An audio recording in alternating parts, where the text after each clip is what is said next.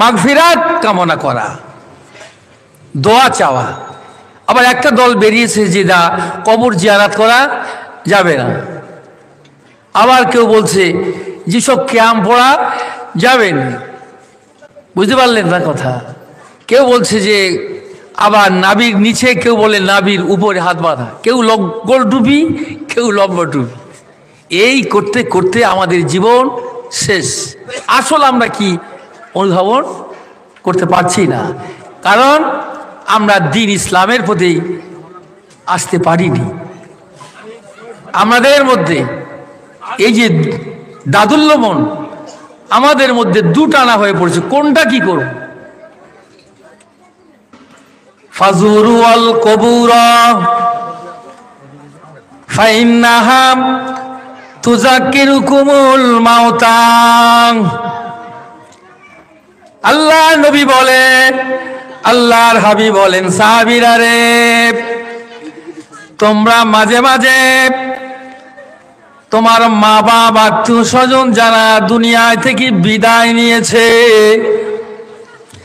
কবরে চলে গিয়েছে, আলমে বারজাকে চলে গিয়েছে, তোমরা শুক্রবার দিন করে কিংবা যে কোনো দিনে মা বাপের কবরের ধারে দাঁড়িয়ে যেও, একটু জিয়ারাত করো।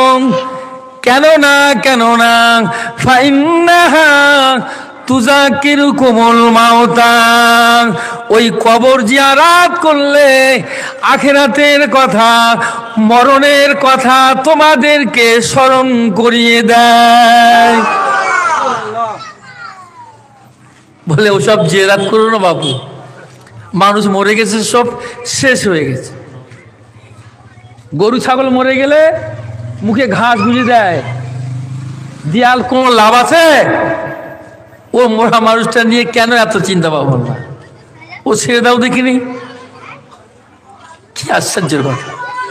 আপনি একটা গাছ পুঁতেছেন, পানি দিয়েছেন, সার দিয়েছেন, গাছ ফল হয়েছে, সেই ফল আপনি ফায়দা হাসিল করেছেন, অনেক বাজারে গিয়ে বিক্রি করেছেন, অনেক কিছু আপনি উপার্জন করেছেন, তার থেকে আপনি অনেক ডেভেলপ হয়েছে। কিন্তু গাছটা মরে গেছে, পাতা খসে গেছে, জরাজীর্ণ। তো এই বলে কি সেই গাছের তলায় বসে আমার কি চিন্তা করতে হবে? এটা দুনিয়ার কথা, দুনিয়ার মানুষের কথা। হ্যাঁ, ফেকের করুন। এর জন্য তো আমি এই করেছি, আমার মায়ের জন্য। আমি মায়ের পেট থেকে এসেছি, আবার সেকেমের মাধ্যম দিয়ে, যে আজ মা বাপ না হলে তো পৃথিবী আসতে পারতাম না। একটু চিন্তা গড় করতেই হবে। আল্লাহ রসুল তাই বলেছে, বাবা তোমরা মাঝে মাঝে এই কবরগুলো তোমরা জিয়ারাত করো, কেননা এই কবর জিয়ারাত করলে আখিরাতে তোমাদেরকে মওতের কথাকে স্মরণ করিয়ে দেবে। বুঝতে পারলেন? জিয়ারাত করো। সুফি মুফতি আজম গাছি রহমাতুল্লাহ আলাইহি তিনি কি করছেন? সারা বিশ্বে এই উর্সিকুল মজলিস, এই প্রার্থনা সভা, মানুষকে আল্লাহমুখী করা, মানুষকে জাহান্নাম থেকে টেনে বেছে জান্নাতি মানুষ বানানো, হারাম খোর দিগকে হালাল জাদা বানানো, সুদ মুক্ত জীবন বানার জন্য, সঠিক মাসে পরিচালিত করার জন্য সুফি মুফতি আজম গাছি রহমতুল্লাহ আলাইহি তিনি এই কোরআনের ডাক সারা বিশ্বে তিনি ছড়িয়ে দিতেছেন, সারা বিশ্বে ছড়িয়ে দিতেছেন। আপনি ইউটিউব খুলে দেখেন, সারা বিশ্বে এই উর্সিকুল মজলিস, হাক্কানি আঞ্জুমান থেকে সারা বিশ্বের কোণে কোণে ছড়িয়ে দিতেছেন। সুফি আজম গাছি রহমতুল্লাহ আলাইহি ওমরে ফারুকে রাদিয়াল্লাহু তাআলা আনহুর ৩৭তম বংশধর, মুজাদ্দিদ আল-পেশানি, যোগ্য উত্তরসূরি, জামানার কুতুব হযরত শাহ সুফি মুফতি আজম গাছি রহমতুল্লাহ আলাইহি, জোরে বলুন না। তিনি 14টি বছর রিয়াজাত করেছেন। তিনি জমিদারের ছেলে ছিলেন, হাওড়াবাসী, হাওড়ার জন্ম। বুঝতে পারলেন? রকিবউদ্দিন ফারুকী রহমতুল্লাহ আলাইহির একমাত্র সুযোগ্য সন্তান। হেরেম শরীফ, মক্কা শরীফের হেরেম শরীফের মুআল্লিম ছিলেন হুজুরের আব্বাজান বা নানু। তিনি কি করতেন, যে হুজুর কি করলেন, তিনি এই যে হাওড়া জেলা যখন তিনি জন্মগ্রহণ করলেন, জমিদারের ছেলে ছিলেন, ওই আজানগাছি হাওড়া গ্রামে জন্ম। তিনি পালকি চেপে চেপে ক্যালকাটা তখন মাদ্রাসা আলিয়া করেছেন, একটু জোরে বলুন। মুফতি পাস করেছেন, টাইটেল পাসও করেছে। শুধু এই শরিয়াতের শিক্ষা অর্জন করে নাই, না, এই শরিয়াত শিক্ষা শুধু অর্জন করলে আমার চলবে না, তার মধ্যে একটা হলো যে আমি কিছু মারেফাতের জ্ঞান, কিছু হাকিকাতের জ্ঞান, কিছু এলমে লাদুন্নির জ্ঞান, এলমে তাসাউফের জ্ঞান আমাকে অর্জন করতে হবে, তাহলে না হলে আমি আল্লাহর রেজাবান্দি করতে পারবো না। জোরে বলুন, বুঝতে পারলেন? তাই তিনি কি করলেন, চলে গেলেন 8টা মুর্শিদের কাছে চলে গেলেন। এই ওজিফার মধ্যে দেওয়া আছে 8টা মুর্শিদের নাম উল্লেখ করা রয়েছে, কাদরিয়া, চিস্তিয়া, নকশবন্দিয়া এবং মুজাদ্দিদিয়া। 4 তরিকার মশক আমল করেছেন। শরীর জঙ্গলে 14টি বছর ধরে রিয়াজাত করলেন। জমি জায়গা, ঘর বাড়ি সব ছেড়ে দিলেন।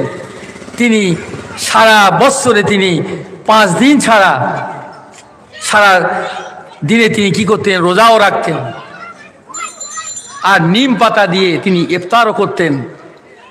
আর জুম্মার দিনে ওই জঙ্গল থেকে তিনি আসতেন চুড়িয়ার মসজিদে জুমার নামাজ পড়ে, আবার তিনি ওই জঙ্গলে চলে যেতেন।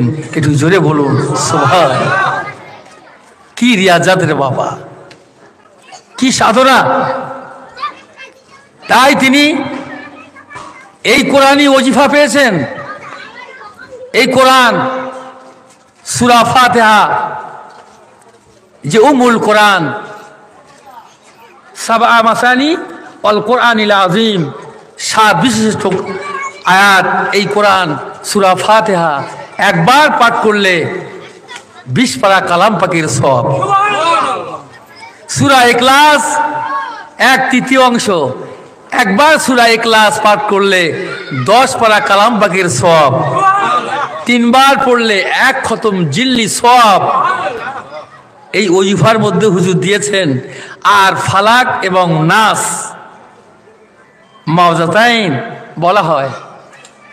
দুনিয়ার পেরেশান, দুনিয়ার রোগ বালা মুসিবত থেকে, জিন খান্নাসের অনিষ্টতা থেকে, বিপদ আপদ বালা মুসিবত থেকে হেফাজতের জন্য সূরা ফালাক এবং নাস হুজুর দিয়েছেন। এর মধ্যেও সব কালাম পাকের আয়াত সূরা, এর সঙ্গে একটা দরুদ শরীফ দিয়েছেন, ছোট্ট একটা 2 মিনিটের ওজিফাও দিয়েছেন। জোরে হবে এই আমল করা, 2 মিনিটের ওজিফা। সারা বিশ্বে তিনি ওজিফা ছড়িয়ে দিতেছেন। বাল্লুগু আন্নিওয়ালা আয়া, আমার নিদর্শন, আমার বাণী মানুষের কাছে পৌঁছে দাও, ছড়িয়ে দাও, প্রচার করো, প্রচার করো। ওয়াযাক্কির ফাইন্না যিকরা তানফাউল মুমিনিন। এ নবী, এ রাসূল, আপনি ওয়াজ করুন, নসিহত করতে থাকুন, কেননা আপনার ওয়াজ নসিহতটা মুমিনদের উপকার সাধন করবে। এই নিয়েতে আজ তিনি সারা বিশ্বে এই কোরআনের প্রচার, এই উরসিকুল মজলিস তিনি সারা কান্ট্রিতে তিনি ছড়িয়ে দিতেছেন, ছড়িয়ে দিতেছে। Europe, America, German, Japan, Thailand, Hong Kong, Korea, কি বলবো, কত নাম করব, সব বিশ্বের কান্ট্রির মানুষ এই হাক্কানি আঞ্জুমান, এই সত্যের সংগঠনের দিকে মানুষ ছুটে আসছে। জোরে বলুন না, প্রচার, প্রসার। লেগে থাকতে হবে। আপনি আমি আপনার পীর অন্য হলেও, যে যার পীর হলেও, যে যার মুর্শিদ হোক, কোনো বাধাও নেই। কিন্তু তার বাণী হলো একমাত্র তোমরা নামাজকে প্রতিষ্ঠা করো, নামাজ কায়েম করো, যে নামাজটা যে বিনা কাজায় নামাজ পড়ো, বুঝলে বলুন। আর কোরআনি এই ওজিফা পড়ো, আর হালাল রুজি দেখে শুনে খেতে হবে। আল্লাহ আমাদের জ্ঞান বিবেক বুদ্ধি বিবেচনা দিয়েছে, সেইভাবে আমাদেরকে একটু লক্ষ্য রাখতে হবে। যা আসবে সামনে যে খেয়ে নেব হবে না। আমরা যে ছাগল গরু করে পাঠাই নেই গো, যে সামনে আসলে আমরা এক মুরগির মতো খেয়ে যাব না। লাহুম কুলুবুন লা ইয়াফকাহুনা বিহা। আল্লাহ রাব্বুল আলামিন বলেন, ওয়ালাকাদ জারানা লিজাহান্নামা কাসীরাম মিনাল জিন্নি ওয়াল ইনস লাহুম কুলুবুন লা ইয়াফকাহুনা বিহা ওয়া লাহুম আ'য়ুনুন লা ইবসিরুনা বিহা ওয়া লাহুম আযানুন লা ইয়াসমাউনা বিহা উলাইকা কাল আনাম বাল হুম আদাল। আমি জাহান্নাম তৈরি করেছি জিন ইনসানের জন্য, তাদের জন্য বানিয়ে রেখেছি কি? লাহুম কুলুবুন লা ইয়াফকাহুনা বিহা। তার অন্তর দিয়েছি, সে একবার চিন্তা করলো না, তার দিল দিয়ে একটু তার চেতনায় হলো না, একটু সে ফিকির করলো না। এবং তার আমি চোখ দিয়েছি, সে একটু দেখলো না। এবং আমি তার কান দিয়েছি, সে একটু কোরআন হক কথাও শুনলো না। তা আল্লাহ পাক নিজে বলছেন সব থেকে খারাপই তারা। উলাইকা কাল আনাম, তারাই হলো চতুষ্পদ জন্তু। যদি চতুষ্পদ জন্তু হলো তো ভালো, তার থেকে আরো খারাপ, আরো খারাপই। বর্তমান আমাদের চলা খুব, এই যুগের সন্ধিক্ষণে দেখা যায় চলা খুব কঠিন আমাদের হয়ে পড়েছে। ইমান রাখা খুব কঠিন। সবাই বলে এসো, দুলালের তাল মিস্ত্রি, নকল হইতে সাবধান। আবার কিছু কিছু নকল ও মাল তারাও লিখে দিয়েছে, নকল হইতে সাবধান। কোনটা আসল আর নকল চেনা বড় দায়। এই জন্য সেই চোখ বানাতে হলে, সেই দিলকে পরিষ্কার করতে হলে কি করতে হবে? আপনাকে কি করতে হবে? আত্মশুদ্ধি করতে হবে। নিজেকে তাজকিয়ায়ে নাফস, এই আত্মশুদ্ধি করার দ্বারাই আল্লাহ পাক তাকে সত্যকে চিনিয়ে দিবে, সত্যকে পরিচয় করিয়ে দিবে। এটি জোরে বলুন না। হ্যাঁ, এই সত্য কথা বলার জন্য সুফি মুফতি আজান গাছি রহমতুল্লাহ আলাইহ আজকে আমাদের এই সমস্ত ওয়াজিনদেরকে বিভিন্ন প্রভিন্সে, বিভিন্ন ডিস্ট্রিক্টে, জেলায় পাঠাচ্ছেন। এরা সাহাবী হুজুরদের মতো, যেমন আল্লাহর রসুল যেমন সাহাবীদেরকে পাঠাতেন, হাক্কানি আঞ্জুমান সুফি আজান গাছি রহমতুল্লাহ আলাইহ তিনি আমাদেরকে সারা বিভিন্ন প্রভিন্সে পাঠিয়ে দিচ্ছে। জোরে বলুন সুবহানাল্লাহ। ইয়া আইয়ুহাল্লাযীনা আমানুত্তাকুল্লাহ ওয়া কুনু মা'আস সাদিকিন। এ ঈমানওয়ালা বিশ্বাসীগণ, আল্লাহর ডর, আল্লাহকে ভয় করো। আমানুত্তাকুল্লাহ, আল্লাহকে ভয় করো। ওয়া কুনু মা'আস সাদিকিন, আর তোমরা সত্যবাদীর সঙ্গী হয়ে যাও। সত্যবাদী কারা? নবী তো নেই আমাদের, আছে? নবীর যুগ নেই, সেই নবীর আদর্শ তো আছে, হাদিস আছে, কল আছে, কিন্তু নবী নাই, সিদ্দিক নাই, সোহাদা নেই। এখন জামান সালেহীনের জামানা। ওলি আল্লাহগণ, তার সোহবত নাও, তার অনুসরণ করো, তার মজলিসে বসো, তার ইত্তেবা অনুসরণ করো। একটু জোরে বলুন সুবহানাল্লাহ। হ্যাঁ, মিনান নাবিয়িনা ওয়াস-সিদ্দীকিনা ওয়াশ-শুহাদাই ওয়াস-সালিহিন ওয়া হাসুনা উলাইকা রাফিকা। তোমাদের রফিক নবীগণ, সিদ্দিকগণ, শুহাদাগণ, সালেহীন, এই ওলি আল্লাহর সোহবতে যদি তোমরা বসতে পারো, কাল কিয়ামতে হাসরের ময়দানে ওই চার শ্রেণীর সঙ্গী হয়ে তার সোহবত নিয়ে আল্লাহর জান্নাতে চলে যেতে পারো। হাসরের ময়দানে উঠতে পারবে, তোমরা উঠতে পারবে। আমার বাবাজি ভাইরা, আমার দোস্তরা, তাই আমাদের চিন্তা ফিকির করতে হবে। আমাদের মধ্যেও আল্লাহর ওলিদের সোহবত নাও। আল্লাহ রসুলের সব সাহাবীরা যেমন ছিলেন ঠিক তেমনি করে তোমরাও নাও, তার কাছে চলে যাও তোমরা, তাহলে তোমরা আল্লাহ পেয়ে যাবে, রসুলকে পেয়ে যাবে। কুলিন কুনতুম তুহিব্বুনাল্লাহ ফাত্তাবিউনি ইউহিব্বুকুমুল্লাহ।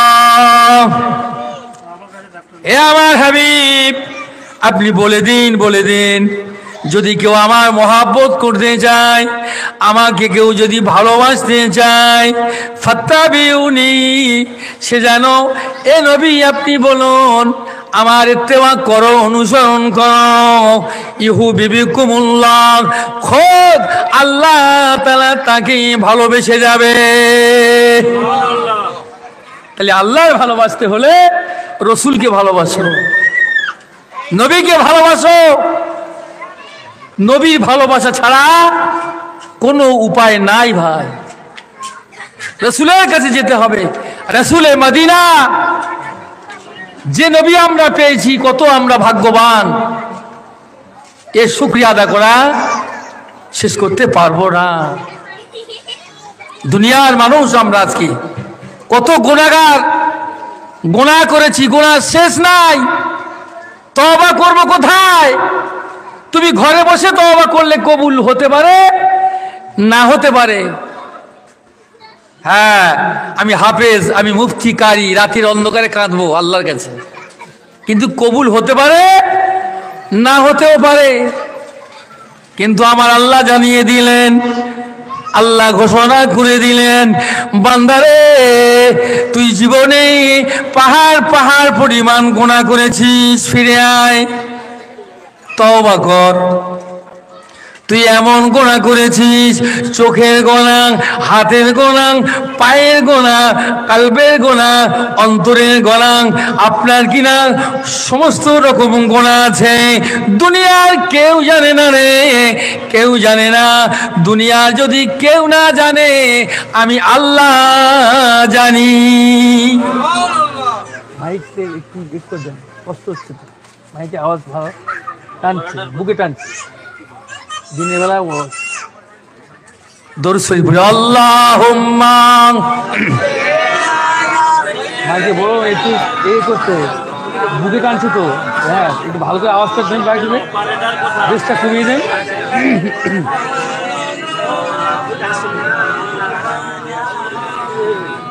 ওয়ালা আলি সাইয়্যিদিনা,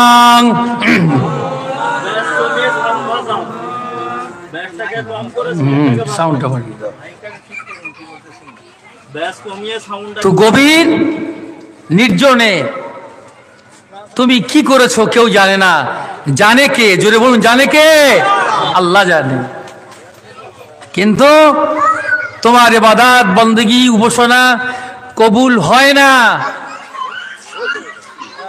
ওয়ালাউ আন্নাহুম ইযলামু আনফুসাহুম জাউকা ফাস্তাগফিরুল্লাহ ওয়াস্তাগফার লাহুমুর রাসূল লাওয়াজাদাল্লাহ তাওয়াবার রহিমা। জোরে বলুন সুবহান। বান্দা নিরাশ হয়ে যাস না, লা তাকনাতু মির রাহমাতিল্লাহ। আমার রহমত থেকে নিরাশ হোস না। রাতের অন্ধকারে তোর বিবি ঘুম যাচ্ছে, তোর ছেলে যখন ঘুম যায়, পাড়া প্রতিবেশী যখন ঘুমে যায়, রাতের অন্ধকারে আমি আল্লাহ তাআলা আমার দরবারে তওবা কর, তওবা কর। এ বান্দা, তুই নামাজ পড়েছিস, জোহরের নামাজ, আসরের নামাজ, মাগরিবের নামাজ, এশার নামাজ পড়ে তুই দোয়া করেছিস, কবুল হয় নাই। আমি আল্লাহ তোকে কবুল করিনি রে বান্দা। কেননা আমি আল্লাহ তোকে এমন একটা রাস্তা বলে দেব, এমন একটা দিক নির্দেশনা দেব, ডানে নয়, বামে নয়, পিছনে নয়, এমন একটা রাস্তা তোকে বলে দেব রে বান্দা, যে রাস্তাটা হলো আমার রাসূলে মদিনা।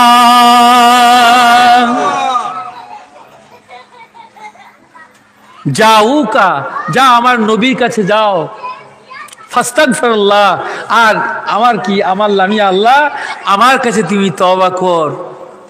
ওয়াস্তাগফির লাহুর রাসূল, আর তোর ব্যাপারে যদি আমার রাসূল সুপারিশ করে, দরখাস্ত করে, আমি আল্লাহ কি করব? লাওয়াজাদাল্লাহ তাওয়াবুর রহিম, আমি অবশ্যই তোমার গুনাহ মাফ করে দিই। আরেকবার জোরে হবে। তাই রসুলের দরবারে আমার আপনার যাওয়া লাগবে কি লাগবে না, জোরে বলুন। কিন্তু সেই নবী নেই। কিন্তু এখন সলিহিন, কামেলিন, ওলি আল্লাহগণ, এই ওলি আল্লাহ দরবারে আমার আপনার যাওয়া লাগবে কি লাগবে না বলুন? অবশ্যই লাগবে।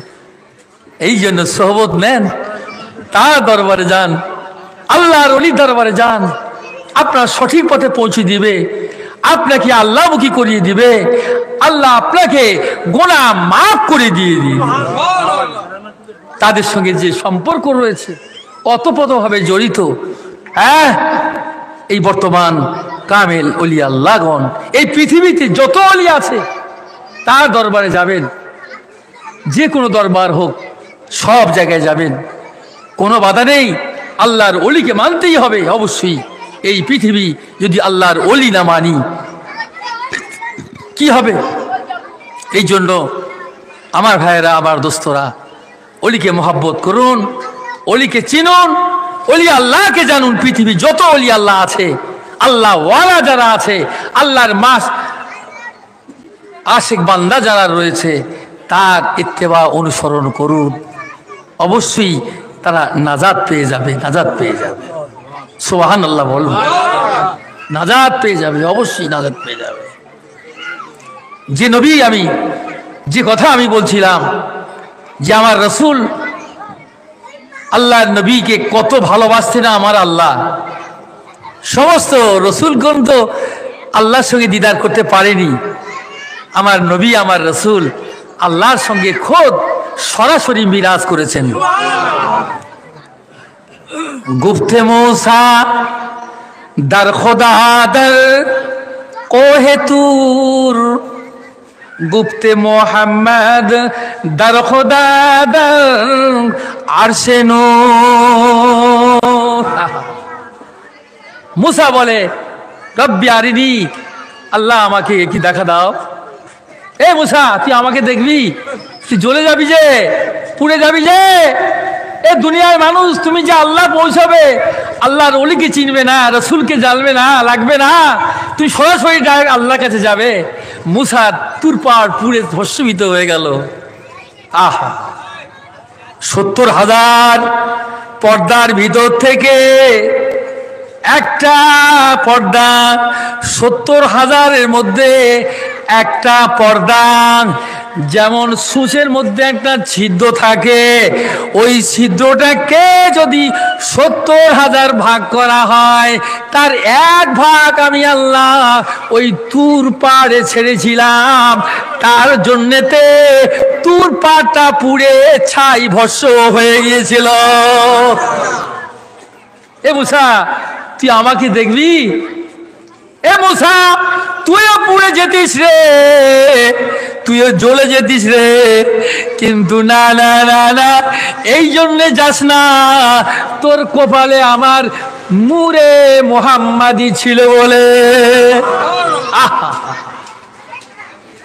মুসা আলাইহিস সালামের জন্ম কবে? তার আগে আমার রসুল জন্ম হয়েছে। জিবরাইল আলাইহিস সালাম এসে রসুলের কদম চুমে বলছে যে ইয়া রাসূলুল্লাহ হাবিবাল্লাহ, আমি আপনার কাছে এসেছি। তো আল্লাহর নবী বলছে, জিবরাইল তুমি আল্লাহকে দেখেছো? তো বলতেন না। দেখো নাই? তো বল না, দেখার ইচ্ছা হয়? বলে হ্যাঁ হুজুর, আপনার কদমে চুমো দিয়ে বলছি আমি আল্লাহর দেখতে আমার খুবই ইচ্ছা হয়।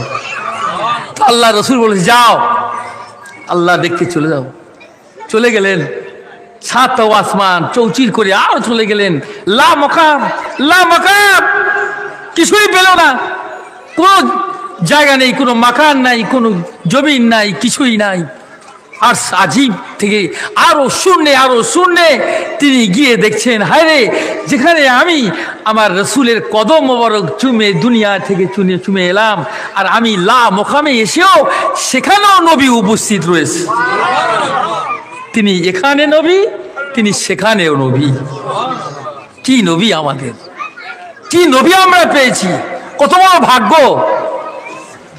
আজ তার উম্মত আমরা হতেও পেরেছি, জোরে বলুন।